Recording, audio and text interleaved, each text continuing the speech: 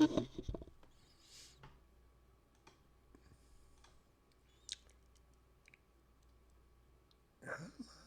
we go. There we go. Hello, all my friends out there. Good to see you. I'm Tad. I still got my earbud in. I'm Tad. I will still be here. I will be here for about the next hour reading from Happy Hour in Hell. And yeah, that's the basic premise of what's going on here. That's the general idea. As far as anything more concrete and interesting, other than just the reading, I will be. No, that's what I'll be doing. I don't have a whole lot to say this week. It's just been a busy, busy, crazy week dealing with insurance and writing stuff. I did finish my short story, which I mentioned, I think, last week, that I'm writing for the Unbroken anthology for Peter Arulian and Sean Speakman. And that story is called The Gophers and Gregory Garza. Interestingly, the original title was The Voles and Victor Vargas. That's true. I'm not just making that up. It's it's one of my strange little Roald Dahl-ish stories. Roald Dahl, as many of you are aware, was the writer of, Charlie and the Chocolate Factory, James and the Giant Peach, etc., etc. But he also wrote a lot of short stories, and I've always really liked his short stories. There's always Dahl himself had some unpleasant characteristics, so this is not a wholehearted recommendation for everything about Roald Dahl, but I did like his short story writing, and I particularly liked the kind of unobtrusive way that weirdness crept into them. A lot of them seemed utterly normal, and then partway through they'd begin to get a little odd. Some were odd from the very beginning. Some were just more like mainstream stories, except usually with a twist ending. And so for some reason, they always really appealed to me. And he's one of my favorite short fiction writers. And every now and then I write what I consider to be a very Roald Dahl story. I've read you at least a couple of them.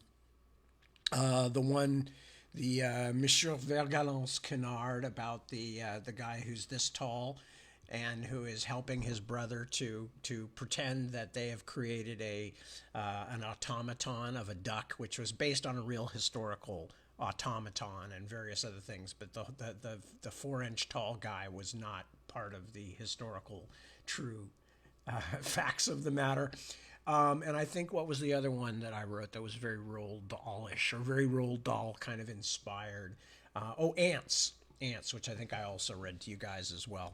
So I did finish this one and was able to get back to work on The Splintered Sun, and which has, of course, been a Grateful Dead-ish long, strange trip. Not that it has anything to do with the Grateful Dead in terms of the novel itself, but just in terms of the fact that it's been a very odd story for a lot of reasons, because I've kept going round and around trying to figure out how I was going to tell the story and things like that.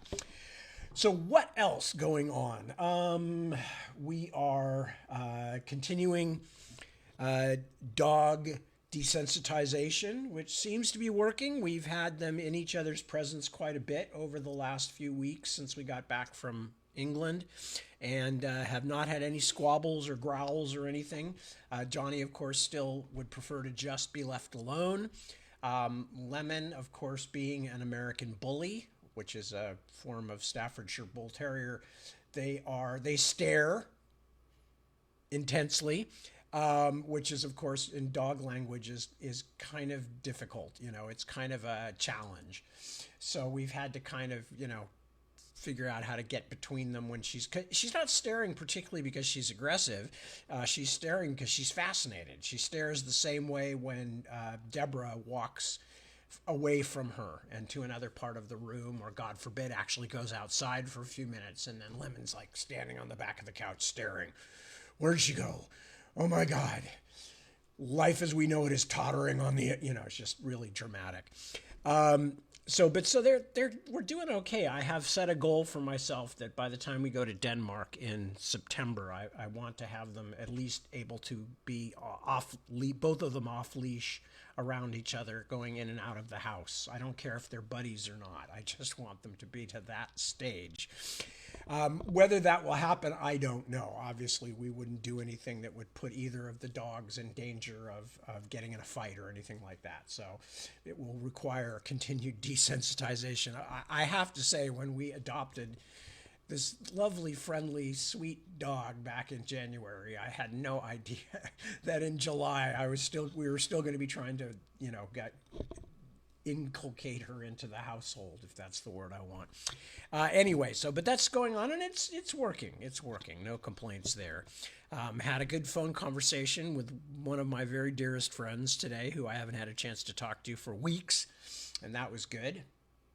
And we're actually going to see each other because he is coming up from Southern California for our 50th high school reunion, which will be amusing, I'm sure. And I'm kind of weirdly looking forward to it. I've never looked forward to anything like that. I've only been to a couple of high school reunions. Not anything to do with the people. It's just not my kind of gig usually.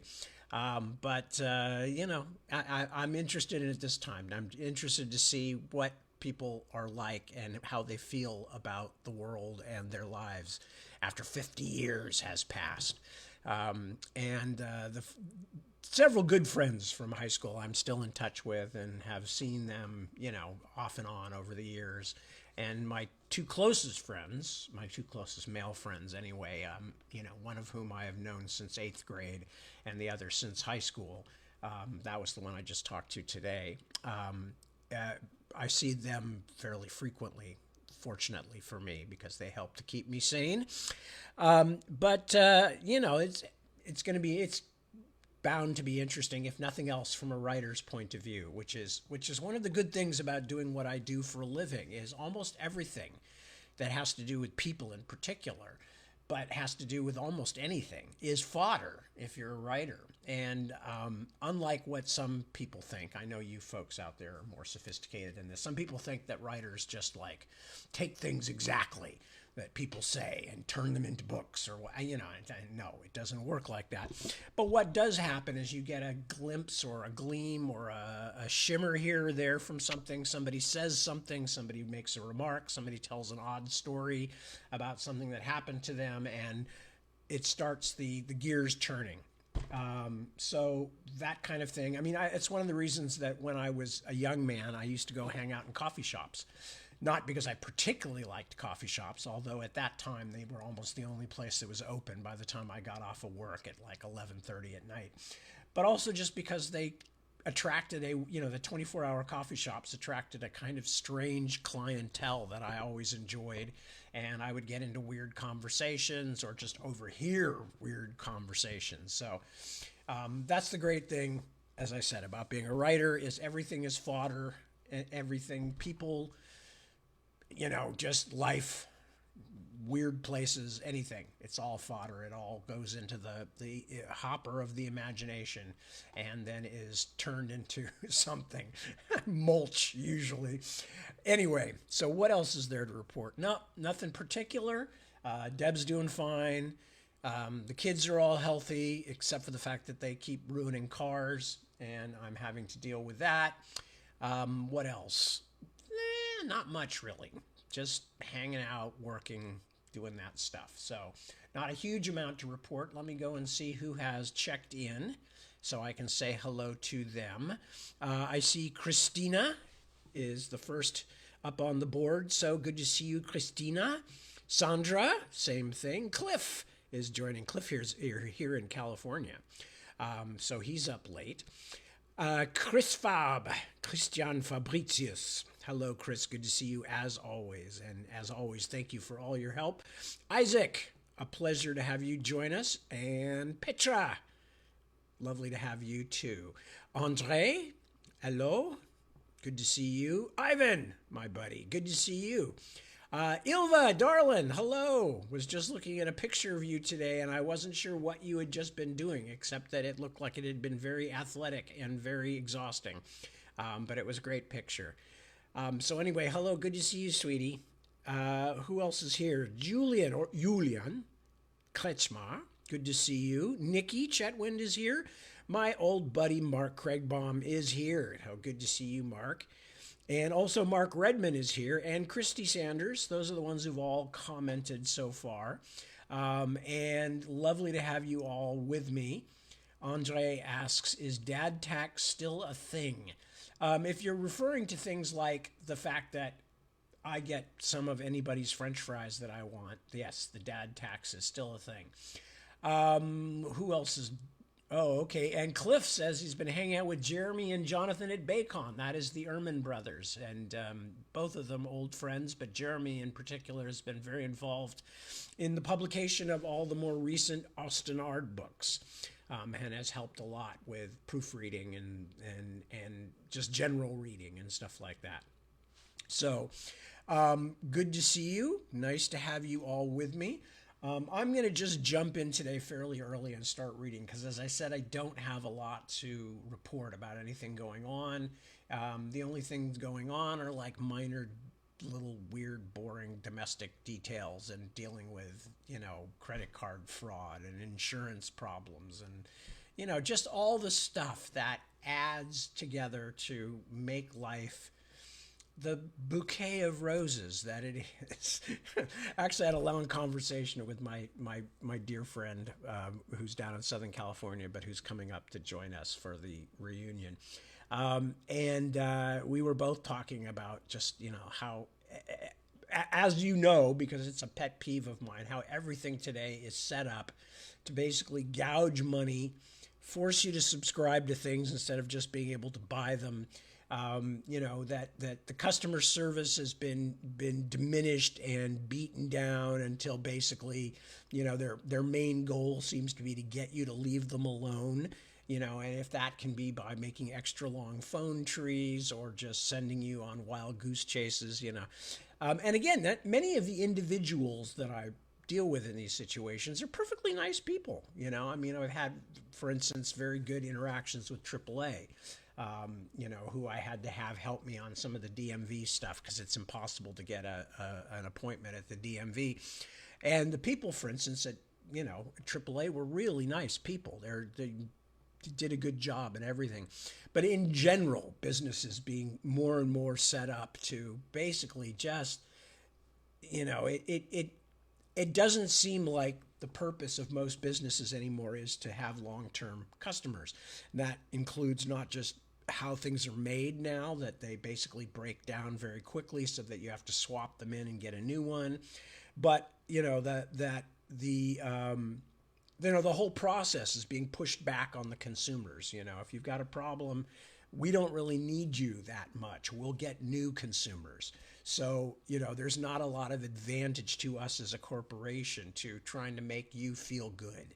It's not like back in the old days where, if you bought a Chevrolet or something, then the chances were good that you would go back to a Chevy dealership. And if they treated you well, you would keep coming back and keep buying cars. Whereas now everybody is trying to get you to swap from one carrier to another carrier or whatever. And everything is about trying to just get as much money out of you as possible before the lack of customer service drives you away.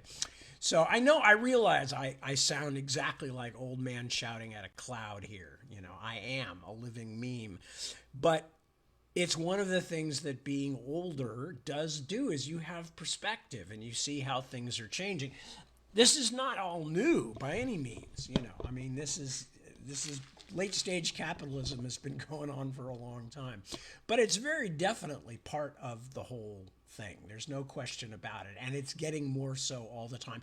And just wait, folks, until AI is everywhere, because it's going to be 100 times worse because you're going to have to, it's already hard enough, all the online subscription services and all that, they always want you to deal with an AI agent first, which is, just frickin' useless, as we all know. virtually always. And, you know, I can't tell you how much time I've spent shouting into my phone, representative, you know, because they always say, if you want to, you know, blah, blah, blah, we can provide you with a representative. Yeah, represent, you know, and it's like, I'm sorry, I didn't understand. You know, oh God. Anyway, like I said, I realize I am being old man shouting at a cloud, and that's all right. That's all right. Somebody has to shout at those damn clouds, and I guess it's me. Okay, let's go see the story. And where were we? Oh, yeah. Okay, so Bobby had escaped from Gravejaw House and Nylock, and he had, as far as he could tell, either blown up or set Nylock on fire. Escaped from it, gotten to across town, Gravejaw, to the lifter, which are these giant elevators that run all the way up and down hell. And he got into the elevator, and he was just congratulating himself on how well everything was going and how amazing this was that he'd finally reached one of these lifters and was going to be able to bypass all kinds of levels in between where he was and the upper parts of hell where he wanted to go in search of Kaz. And as he was congratulating himself on this huge thing that looked like a lump of peanut butter colored clay got on it, and he recognized it as something very bad indeed. And this thing basically just overruled him and sent the elevator back down again. And not just back down, but down deeper than he had ever been, like deeper than he had come in, because he came in at a sort of middle level. So that's where we are. He's in the elevator. Things are working very badly for him. He's beginning to feel the effects of getting closer and closer to the worst parts of hell as the elevator is plummeting down. And I'm going to go back a couple of paragraphs just to read it, just to give you kind of the gist of what's going on. I can't, I gasped. The clay thing stared at me for a moment, then looked away, as if I were a leaf that had blown across its path. The pressure grew stronger, but the other passenger had simply become more compact, more shiny, as if it had been glazed and fired in a kiln. Punishment, punishment, punishment. Every name the voice whispered into my head seemed to have that word in it. Punishment. We were heading down into the ultimate depths where the worst work of hell went on in endless night. Pain measured out in just the right doses to last as long as the universe itself. Even worse, though, I could feel something else now. Something that enwrapped and increased the other bad feelings like a crushing, ice-cold fist. I can't explain it. I'll never be able to. Although it came on slowly, when I finally could pick it out from the other kinds of horror, it was the worst thing I've ever felt. Freezing cold, but I'm not talking about temperature like ice and snow. This was the cold of the absolute dark, the cold in which nothing could live, the point at which even the play of atoms slowed to a stop. Empty. Nothing. The end. But what was most terrifying about it, what blasted even the horrors of all hell's pain and suffering out of my head, was that this bleak void at the bottom of everything was alive. I don't know how I knew, but I did. It was alive, and it thought, and even though it was still tremendously far away, its presence sent my own thoughts shrieking in all directions like chickens trapped in a henhouse by a bloody-mouthed wolf. I realized that I had fallen on my knees, clutching my head to keep my skull from exploding, retching out what little was in my stomach. Still, the pressure and the sense of the thinking, waiting darkness grew worse. I was shrieking, babbling, but I might even have screamed that I was an angel for all I know, but the clay creature sharing the lifter paid no attention. I could feel my eyes forced out of their sockets from within, could feel my guts crushed like I'd been rammed from both sides by garbage trucks, could feel what was left of my sanity pouring out of a me-shaped hole like dirty water down a drain. And then we stopped. When the shuddering ended, I lay in a limp blob where I was, unable to stand or speak. Something closed on me like a claw in one of those arcade games, lifting me up until I dangled in midair, wheezing and moaning. I could dimly see the stale yellow eyes of the mudman as he looked me over. Then the door of the lifter opened, and he threw me out like a dirty shirt. A moment later, as I wriggled on the baking stone floor outside the lifter, helpless as a waterlogged earthworm, the lifter door hissed shut.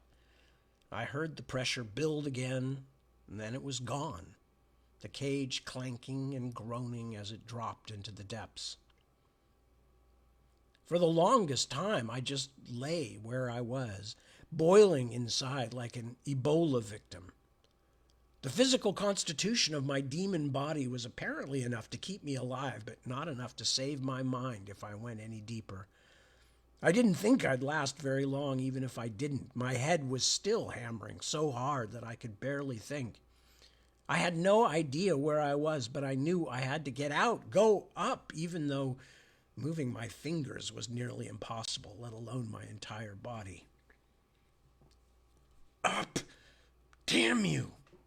I stared at my hand, willing it to extend, to help me lift myself. Then I saw the feet of the first thing approaching. They were hooved, but not with anything so simple as cows' or horses' hooves. The great single toe and its nail were metal, dull gray metal. It stopped beside me. I would not have looked up even if I could have. A moment later, something else flapped down and landed. All I could see were legs as thin as a flamingo's, but with blue human hands for feet. A third creature joined the first two, thick legs ending in a cylindrical foot covered in thick hair and gleaming spines.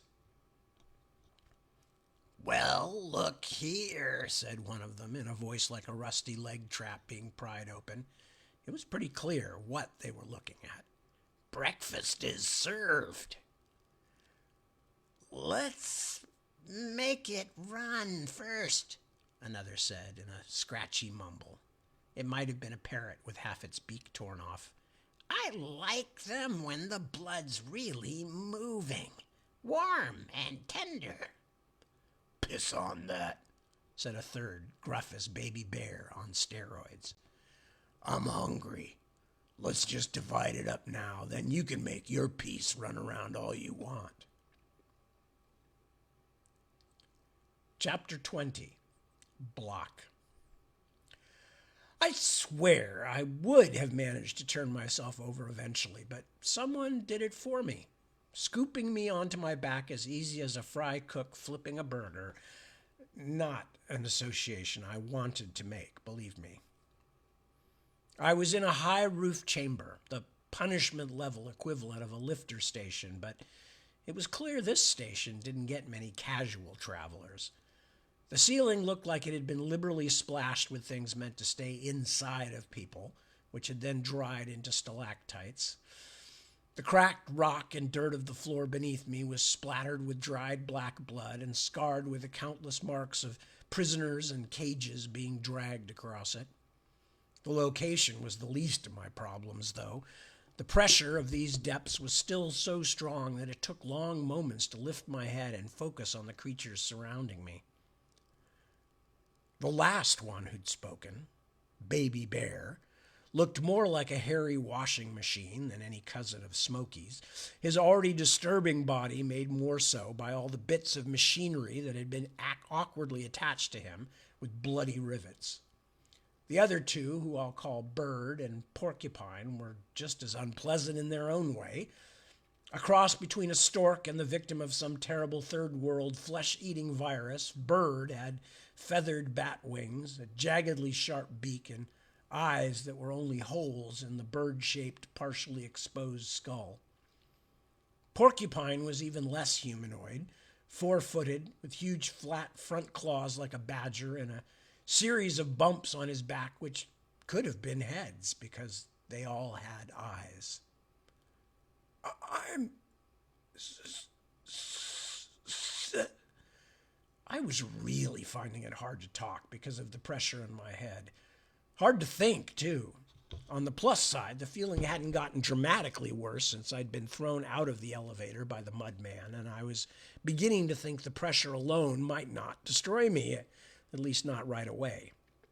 That was the only good news. I'm somebody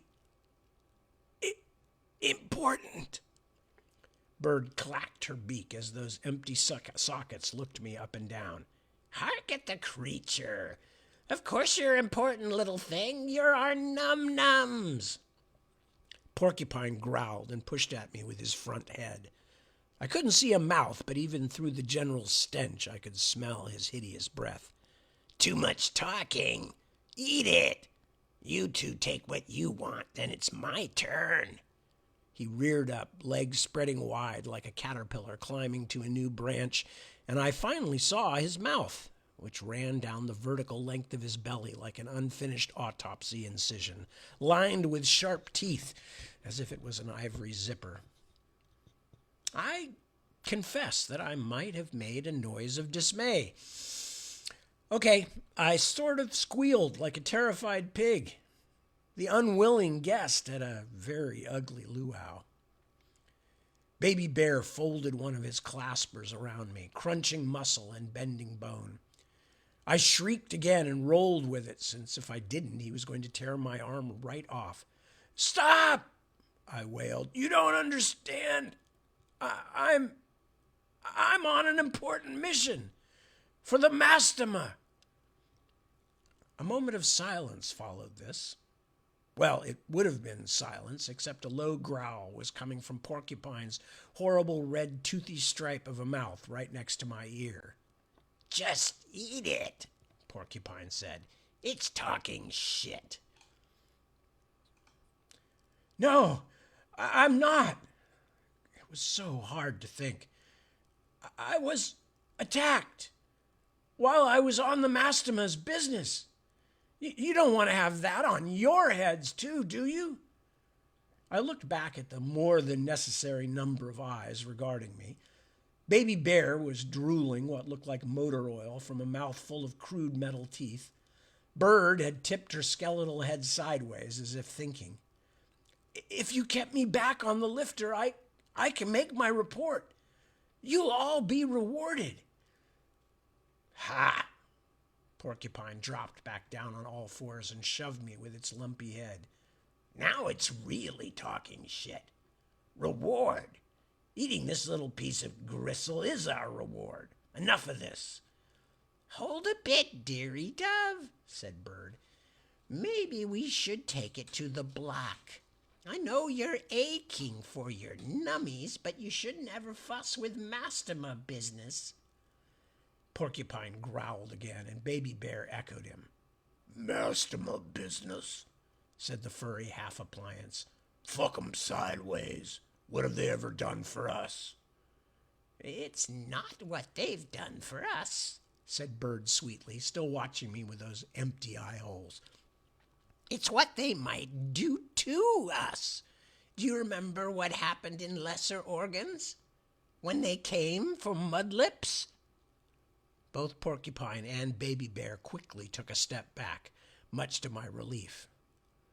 Can we eat some of it at least before we take it to the block? Porcupine whined. I'm so fucking scabbing hungry. I could hear its stomach incisors clicking together. The block, said Bird firmly.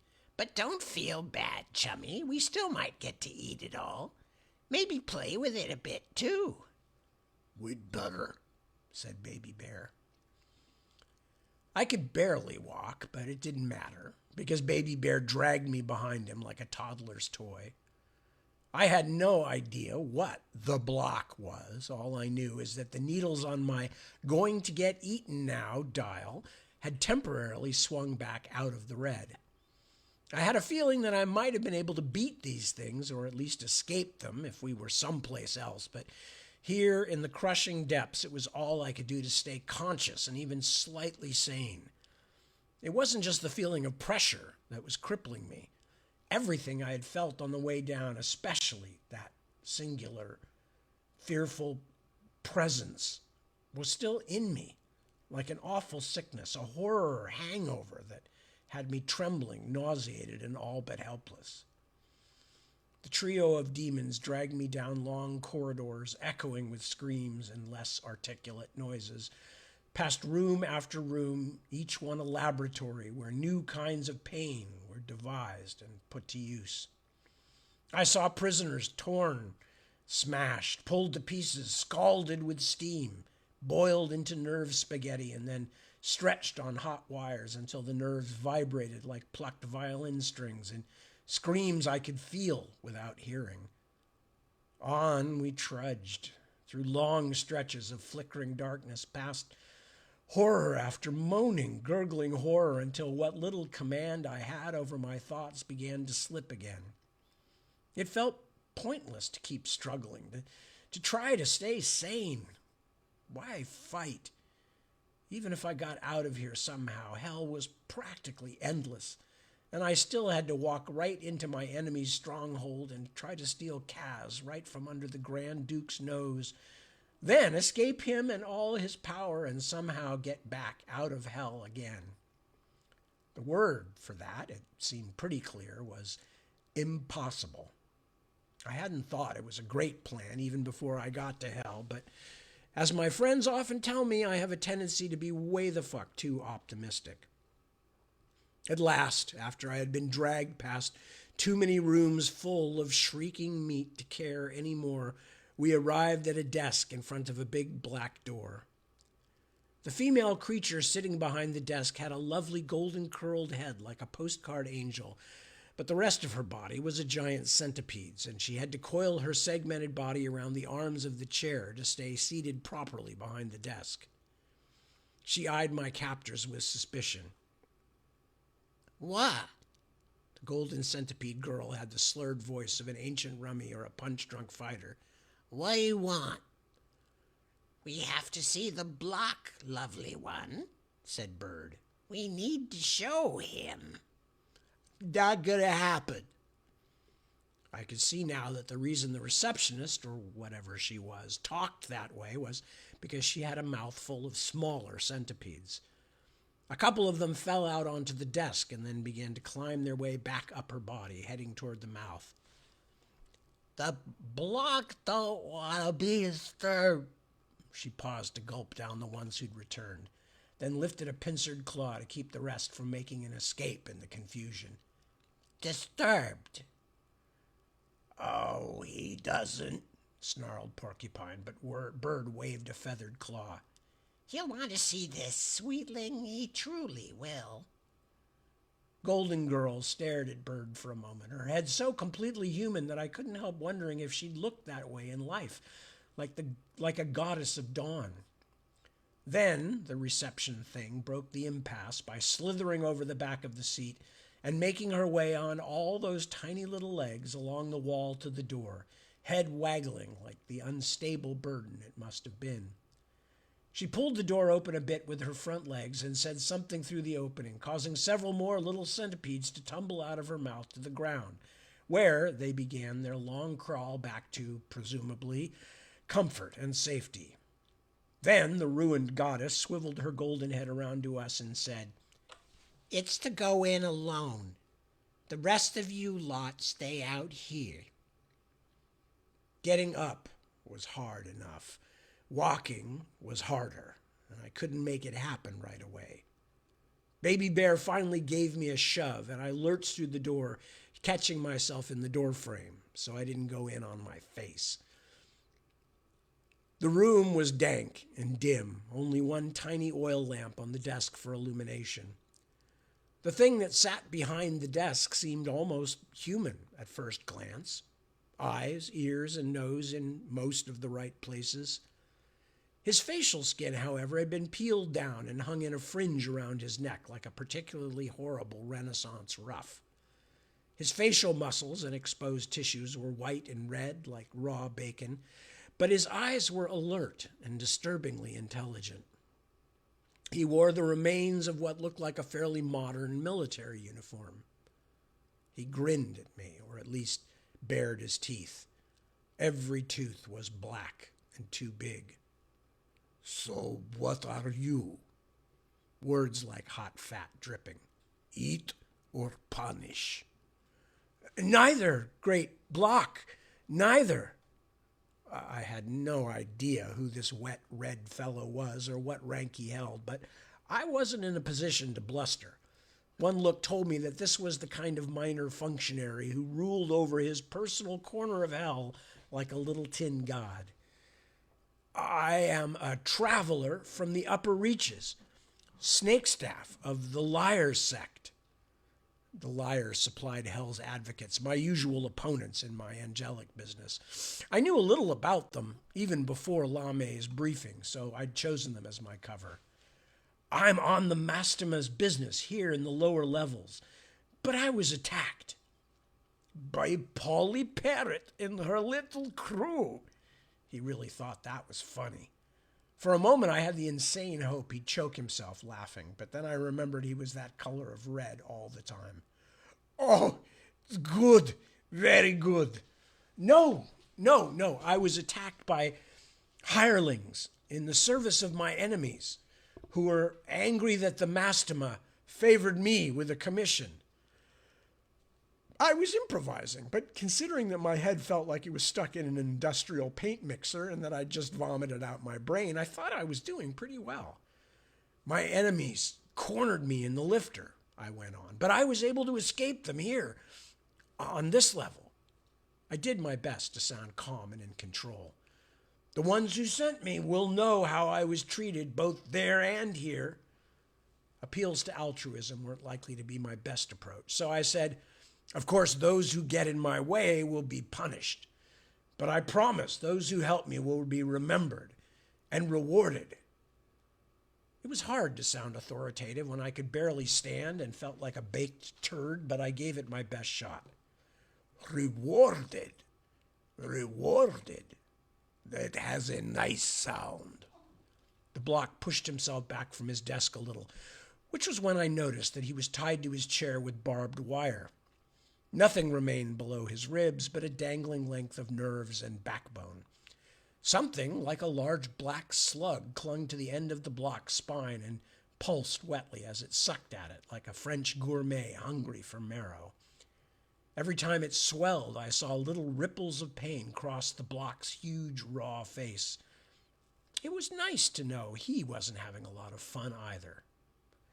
But you see," he said, "I have already been rewarded for my loyal service. I have been given the gift of memory, the gift of remembering all the other services I have performed when I was alive and afterward." The Block smiled again, although now I could see it was a grin of pain as the thing chewed and sucked at his spine. "What greater reward could I wish than the justice of the highest and the opportunity to serve here?" He was playing with me. I could feel it. Did he mean to let me go or keep me? Had he decided yet? I let go of the doorframe, trying to look casual, but mostly swaying. "Of course, great Block, you must have all you want. What could give you more pleasure than doing the adversary's sacred work here? Surely not even being transferred to a position of responsibility on a higher level could tempt a servant as loyal as you." It sounds pretty sharp, but there were a lot of gasps and grunts mixed in as I struggled to stay upright. I was getting used to the insane pressure in my skull, but I sure hadn't learned to enjoy it. "Oh, it all sounds very important." He gave me another one of those flat black grins as a wave of anguish rippled across his beet-red face. "Very important indeed. I'm sure you know important leaders." "Nylock, the commissar of Gravejaw, is a personal friend." I hoped Nylock was too busy being a smoldering ash ever to tell this guy the truth. And I don't want to drop names, but there's Eligor, the horseman, the Grand Duke, you must know him. Eligor. His mouth tightened. I am not fortunate enough to know his grace, of course, but if he is a friend of yours. Yes, old friend. We're like this. I held up my hand, the two fingers side by side. Just the other day, he told me, Snakestaff, when you're back from this errand, you must come and stay with me. Which wasn't altogether a lie. I was pretty certain Eligor would be very happy to put me up if he found out I was in town. It was just that the accommodations weren't going to be even as nice as this place was. You have convinced me. The block's face suddenly went darker, as though something was squeezing it in a huge invisible fist. When the spasm had passed, he said, Come, give me your hand. Almost 20 years of Earth life had made me a fool. I stuck out my right, just as if I was about to receive a congratulatory handshake and maybe even a small check. Bobby Dollar, Miss fucking Congeniality. The block's thick, all too human hands closed around my wrist and yanked me forward. There is a toll to pay, of course, he said. Before I could get my balance, he shoved my entire hand into his wide, black-toothed mouth, which felt worse than I can describe. Then he bit down. I may not have been wearing my own body, and the demon body was obviously not remotely human, but I can tell you that it still hurt like an ungodly motherfucker to have my hand chewed off. Before I knew it, I was down on my knees, whimpering and gasping as I tried desperately to staunch the blood pumping from the ragged end of my wrist. Block spit the hand back out. It lay for a moment on his desk like a bloated dead spider. Then he lifted it and tore off 3 of the fingers, each making its own dreadful wet snap. Polly! He shouted. The door opened. The bird thing stood there. Yes, great Block. He tossed the fingers out to her as if he was throwing scraps to pets. I heard bird and porcupine and baby bear fighting over them, but I was in so much pain it seemed unreal. The block raised the rest of the hand to his mouth and began tearing it apart and eating it in great appreciative bites, the crimson muscles of his cheeks bulging as he smashed the bones between black molars. When he finished, he wiped most of the blood from his mouth and chin with the back of his meaty, hairy hand, then gave a small belch of appreciation. They will put you back on the lifter, he said. Remember that I could have taken more Snakestaff of the liar sect. Tell your masters in the far heights that the block could have sent nothing back but the head, and they still would have known everything they wished to know. He gripped the edge of his chair with his 2 strong hands, lifting himself until the barbed wire stopped him. The slug thing at the end of his ruined spine swung like the clapper of a church bell. I was too busy waiting to die from pain and nausea and fountaining blood to notice very much, but I heard him bellow, "This is my corner of hell. I rule here. And if the great Black Master himself came to me, I would have my morsel of flesh from him as well.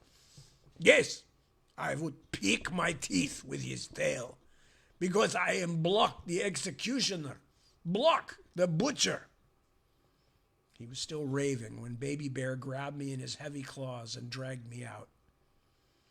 I squeezed the torn end of my arm as tightly as I could while they dragged me back down those scream-echoing corridors, but I was losing blood very fast.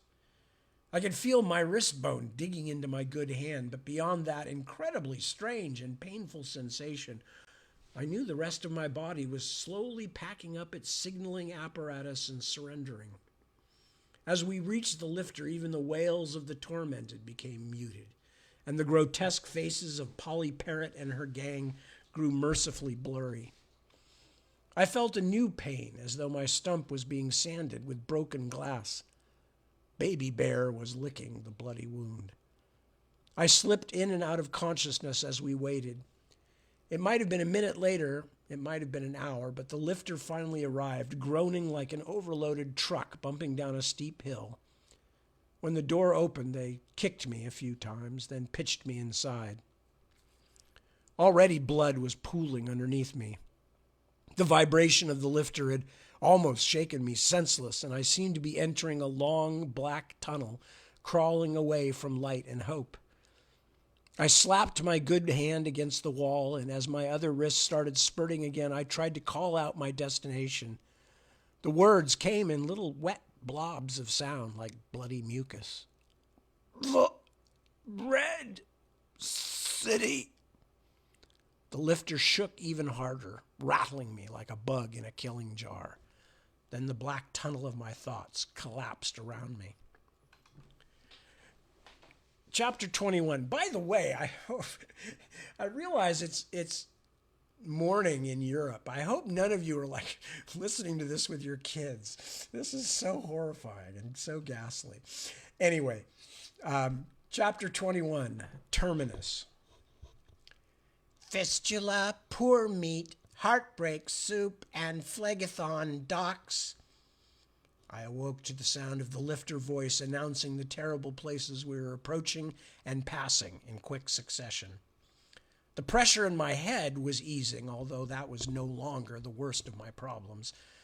As I struggled to make sense of things, the voice announced several more stops along the fiery river Phlegethon, during which time I managed to pull myself into a sitting position with my back against the lifter's shuddering wall. My blood sloshing on the floor looked as though it might reach an inch deep if it ever puddled in one place. I felt like a smashed hourglass. To my dull surprise, several more passengers had joined me while I was unconscious, an array of mixed sweets that altogether made for quite a diabolical little chocolate box. Beast things, blob things, and even a few almost humanoid shapes, mostly better dressed than what I had grown used to seeing. I couldn't look at them long, since my eyes wouldn't focus properly, but these more upper crusty travelers seemed to arrange themselves as far away from me along the lifter wall as possible. Under other circumstances, I would have found it amusing. Citizens of hell fastidiously trying to avoid a little blood. Of course, not a single passenger offered to help me or even looked at me with anything deeper than casual distaste. As you might guess, hell is not big on empathy. When my head stopped spinning so damn fast, I tore a strip from my robe and clumsily tied it around the ragged stump of my wrist to slow the bleeding. If I had been in a human body, perhaps even in one of my enhanced angelic bodies, I would have been long dead. But this demon form was sturdy, at least in terms of blood loss. With the pressure easing, I would actually have felt healthier than I had in hours if I hadn't been so weak and dizzy. Then again, I had to admit, maybe I'm just feeling better because I've almost bled out. Maybe this is what it feels like to die in hell, the nicest thing that happens to you all day. I didn't really think I'd be allowed to die, of course. I would either be recycled into some permanent garbage heap of misery, or, if I was deemed important enough, get swept up and shuttled off to the infernal body shops for replacement, which would be worse, since they'd probably notice when their meters all read, "Alert! Alert! Undercover angel! Exterminate! Exterminate!" The lifter kept banging to a violent halt, and then just as violently starting up again as people got on and off, more all the time as we rose higher. Phlegethon Heights, Lower Mandible, Broke Bone, Shrill Hollows, and a raft of others I was too fuzzy to understand properly. When we started to get to the Leith levels, starting with the lower Leith Basin, I pulled the makeshift bandage tight, just a few inches below the wound, preparing to run or at least crawl towards safety when I got to my destination. Upward we shot, through more Leithian stops, then on through a number of the lower suburbs of Pandemonium. Memories implanted by Lame told me the Red City itself was stacked many levels deep. The announced stops, the announced stops were all enticing: Ass Crack, Disgust, Filth Lake. But I finally heard the words I'd been waiting for: Styx Lock. See, the waterways of hell all twine around each other like the strands of a DNA molecule. Or at least that's how I picture it in my head. And though the river Styx surrounded and also flowed through the bottommost levels of Erebus and Tartarus, and for all I know might have lapped gently at the hooves of the adversary himself down in the ultimate darkness, it also cradled the uppermost levels, and that meant we had almost reached pandemonium. Even through the delirium and weakness, something struck me, an oddity. You'd have expected that if the adversary and the most important work of the infernal regions were in the deepest pits, that's where those courting power would have built their homes. Instead, they were all up here, as far from those terrible depths as possible, as if hell's most important lord still somehow, at least dimly, hoped one day to climb back toward the light. Maybe Riprash had grasped something important. The announcer went silent for long moments, then said in a flat, doom-laden tone, "Terminus."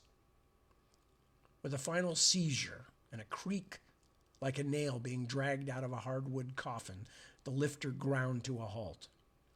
Doors hissed open in a puff of steam. The rest of the passengers, now somewhere close to 24, all tightly pressed together except in my bloody part of the car, shuffled out. I was terrified the door might close on me and the lifter drag me back down again, so I didn't even try to rise, but simply scrambled out on elbows and knees, doing my best to keep my bloody stump from touching anything. The shock was beginning to wear off, and the pain was incredible, as if the raw end had been plunged into a bag of salt. Believe me, they may not let you die in hell, but they're quite happy to let you suffer to the extent of your capacities and beyond. The terminus was immense. You could have plugged a couple of Grand Central stations into just the lifter station, but it was also the hub of a network of pedestrian tunnels, roads, and, as I discovered to my surprise, railways. The trains fanned out from the central terminus, and as I staggered up the stairs, I could see some of them waiting on their tracks. Long, low things like millipedes, dull black metal with windows so narrow they might have been gun slits, and probably were. I had no time to marvel, though, because every second I was staggering, lost in pandemonium, was a second that I was vulnerable to being grabbed by one of the roaming bands of thieves and kidnappers, or picked up by the purified, the elite Mastema guardians of hell, and the only creatures who owed allegiance to the adversary above all his lesser supporters. Still, although the purified might not dance to the music of Eligor and Prince Citri and the other bigwigs, they would definitely agree that Bobby Dollar was persona non grata in hell, and my express ride back to the punishment levels would have me under torture as quickly as if Grand Duke Eligor personally caught me in his bedroom. The purified were uniformed in semi-modern military gear the color of thunderheads, each one wearing a sort of black spiral on the tunic, like the view from on top of a tornado, perhaps an image of the metaphorical pit we were all in. This somber gray and black motif was made cheerier by splatters of deep crimson, apparently individual to each soldier. In their bulky metal gear and the strange casque helmets that hid their faces, the purified could have resembled a Victorian writer's idea of astronauts, but for their distorted bodies, which had only big and strong in common, along with the astounding variety of weapons they carried, including the first guns I'd seen in hell.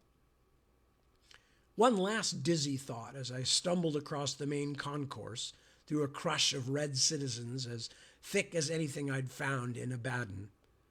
So, was this the level of technology in pandemonium? Why? Why did this place look like a fairly modern railway station, while down in Abaddon even the comparatively well-off were living like medieval peasants? Stuff like that tends to snag my interest, but I couldn't get distracted. I was woozy, exhausted, and sick. And if I didn't find the way out, I'd attract notice from the armored purified, who seemed to have little else to do but to stare out their eye slits at everything and everyone that passed. I found a huge stairway that, in my condition, might as well have been Mount Everest, but it seemed to lead up toward an area of greater light, or perhaps an even bigger concourse, so I tightened the rag around my wrist again and started up. It took me what felt like half an hour or more to climb those hundreds of steps. I was pushed and bumped the whole way by flocks of grotesque commuters who shoved me whenever I got in their way, but at last I reached another lobby. It was smaller than the great concourse downstairs, but its monstrously tall and narrow windows glowed with bright red light, and I could see a door that looked open to the outside. As the uncaring, often actively hostile crowd jostled me out of the terminus and into what I realized must be Dispater Square, I saw the heart of the great infernal city for the first time. Pandemonium was built from what looked like only two kinds of stone, great blocks of volcanic black and something more translucent, almost like quartz, that glowed with a fiery scarlet light. The radiance from the great buildings in its center made the whole metropolis seem to burn like a coal. Add the surrounding black city walls, and from a distance, Pandemonium looked like a pile of embers burning forever in the darkness. The Red City. It wasn't that different from other hell cities I'd seen, just bigger and more so. The sky above my head was a tangle.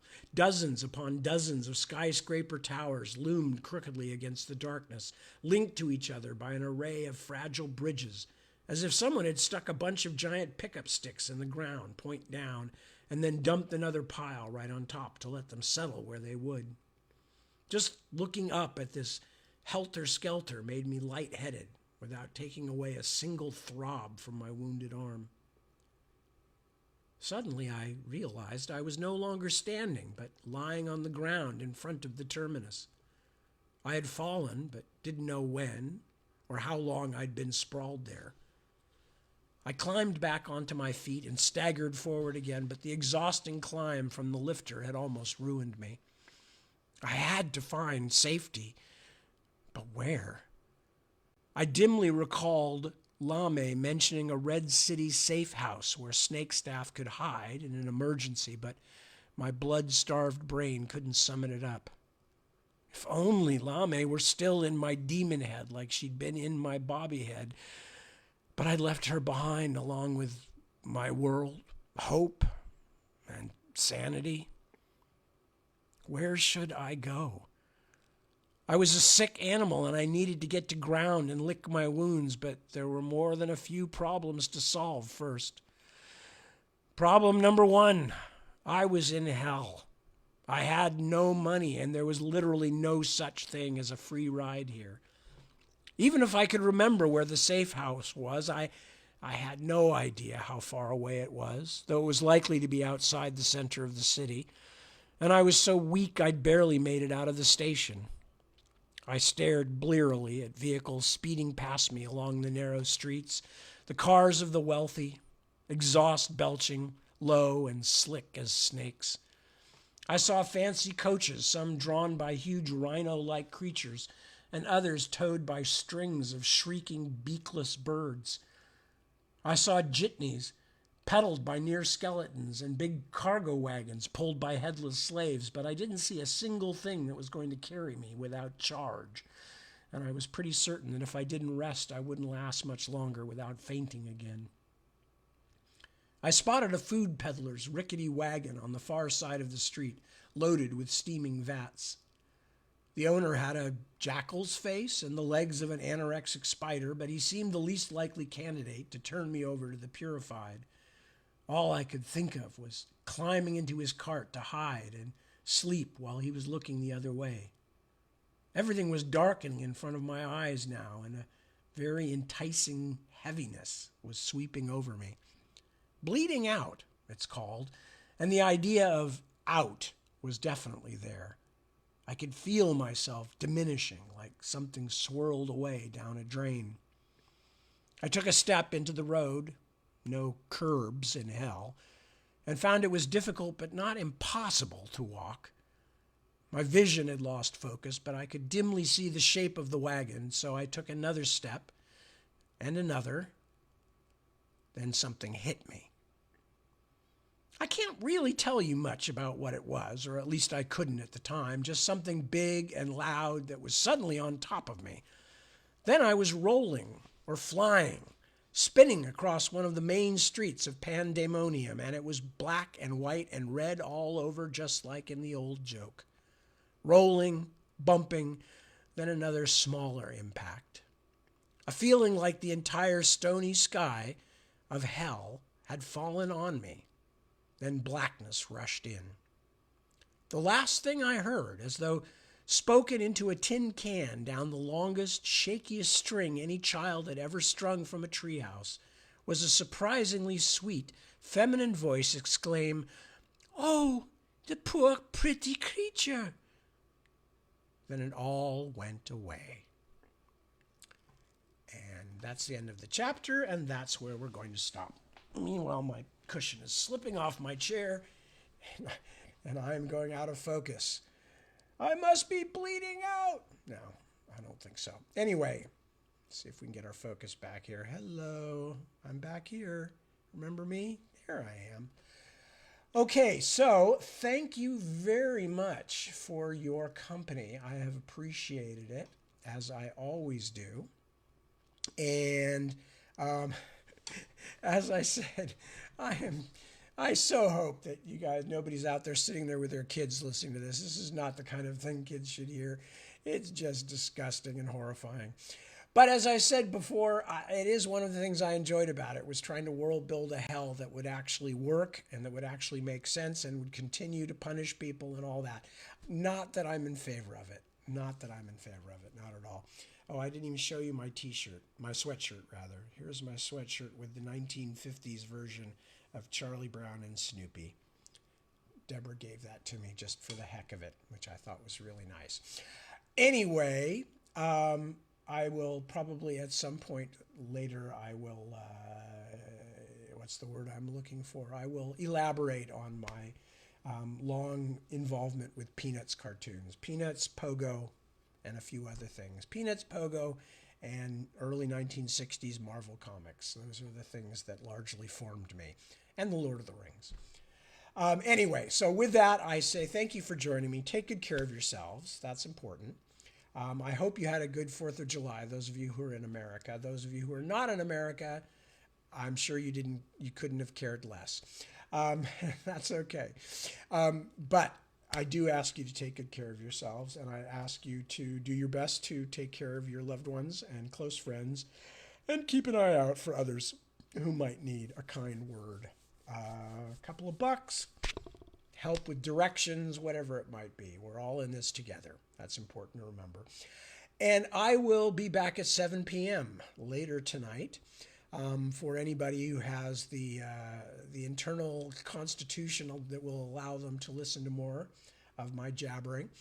And until then, I thank you once more. I urge you to peace, and I will see you very soon. Ciao, bambini. Arrivederci.